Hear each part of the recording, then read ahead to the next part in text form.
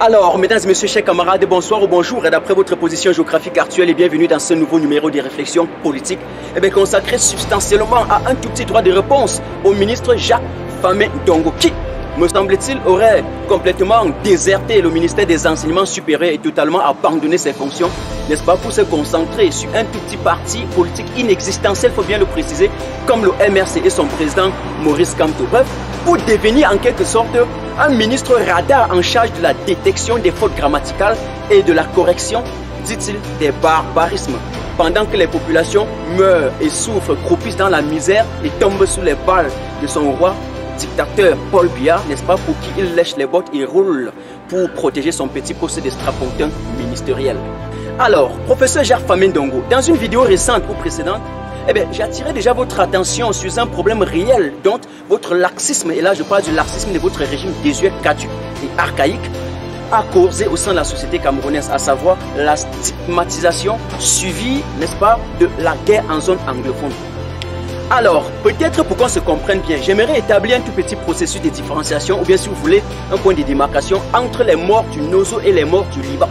Parce que l'explosion exactement que nous avons observée dans le stock du nitrate d'ammonium au Liban et qui a produit des morts est considéré comme un incident qui peut être classé dans la catégorie des catastrophes naturelles. Mais la différence est que au Cameroun, c'est votre régime, professeur Jacques Famé Ndongo, votre gouvernement qui se levait et lançait officiellement et volontairement la guerre contre sa propre population. Et aujourd'hui, nous assistons à des hécatombes.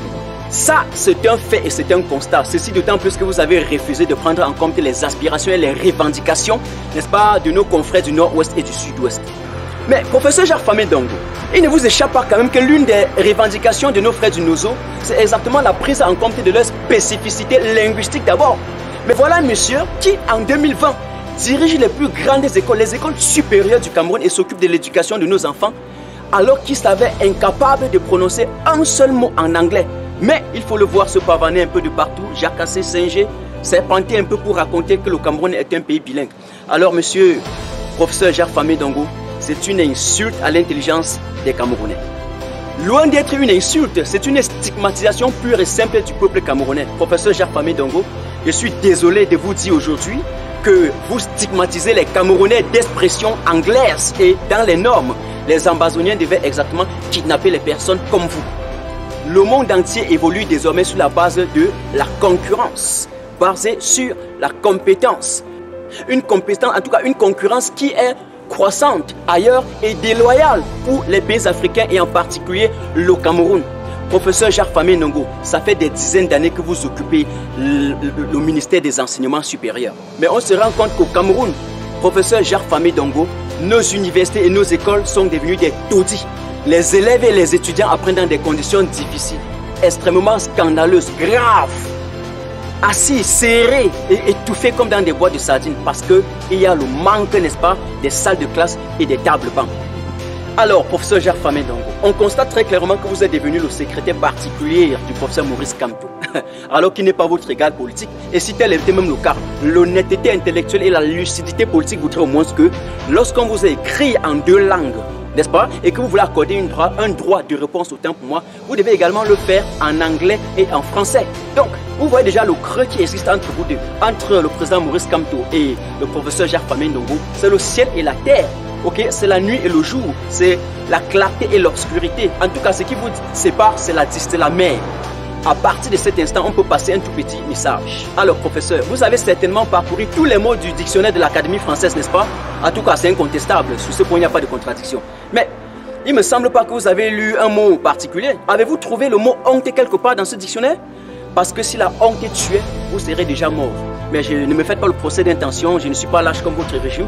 Je ne voudrais pas tuer quelqu'un parce que je vous souhaite encore longue vie pour que vous puissiez encore voir de vos propres yeux le changement qui va s'opérer au Cameroun. Le Cameroun est le seul pays au monde où un ministre passe toutes ses journées pour observer, regarder, identifier. Si un leader politique a écrit un test et dans ce test il a mis la précision sur les majuscules et les minuscules, c'est exceptionnel. Le feu Charles Atiba Yene appelait ça là d'être hors sujet. Donc si vous voulez apprendre comment faire pour être hors sujet, allez au Cameroun. Pas du tout étonnant, surtout que un ministre comme ça est très rapide pour aller valider les thèses sur les silences du chef de l'État. Et lorsqu'on veut soutenir, n'est-ce pas, sur la gouvernance, l'épreuve de la gouvernance, c'est difficile de valider. Là, ça devient compliqué parce qu'on doit avoir peur, qu'on doit parler, n'est-ce pas, des failles du système. Pourtant, il faut bien le préciser, le professeur Maurice Kamto s'exprime toujours dans les deux langues. Mais celui qui, dans un pays bilingue, occupe la plus grande fonction éducative, la plus grande instance éducative, s'avait incapable de prononcer un mot en anglais. Là aussi, il faut le préciser, c'est exceptionnel.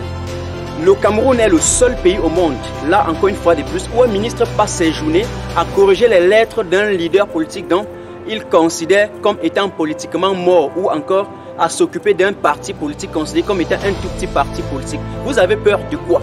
Vous dites que c'est un petit parti politique. C'est un parti qui est politiquement mort. C'est inexistentiel. On vous l'accorde.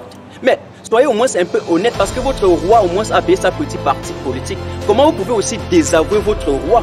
Parce que lorsque vous passez maintenant votre temps à vous occuper, votre temps, autant pour moi professeur, à vous occuper exactement de ce parti politique-là, ça veut dire que vous entrez en contradiction avec la démarche de votre propre roi. Donc c'est une incohérence. Ou bien ne trouvez-vous pas que vous êtes en contradiction avec vos propres positions? On peut comprendre que vous voulez tout faire pour plaire parce que vous êtes une créature, en tout cas à votre créateur. Mais voilà tout un ministre devenu un agrégé en vocabulaire et en grammaire, mais qui oublie rapidement que pendant la crise sanitaire, on peut utiliser, en tout cas, les gels hydroalcooliques pour se protéger contre la pandémie de la Covid-19. Non, ce qui vous importe, ce qui vous intéresse, ce sont des gels hydroélectriques, n'est-ce pas? En tout cas, pas surprenant, pas du tout surprenant. Pourquoi? Parce que vous avez passé 40 ans à électrocuter le peuple camerounais. Professeur Jacques Famé Ndongo considère que le président Maurice Kamto est politiquement mort parce qu'il n'a pas de députés à l'Assemblée nationale et donc il devait se taire.